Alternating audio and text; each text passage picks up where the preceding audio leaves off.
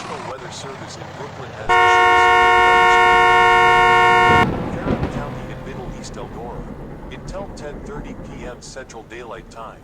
At 6:50 a.m. Central Daylight Time, a severe thunderstorm warning was located near Hammersmith, moving northeast at 60 miles per hour. The following hazards are 60 miles per hour wind gusts and quarter-sized hail. Source: radar indicated and trained weather spotters. The following impacts are expected. Hail damage to vehicles is expected.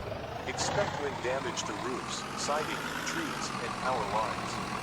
People and animals outdoors will be injured. Mobile homes will be damaged. This severe thunderstorm will be near Hammersmith around 8 a.m. Other locations impacted by these thunderstorms include Brooklyn, Hammersmith, Georgia, and other locations. Preparedness actions.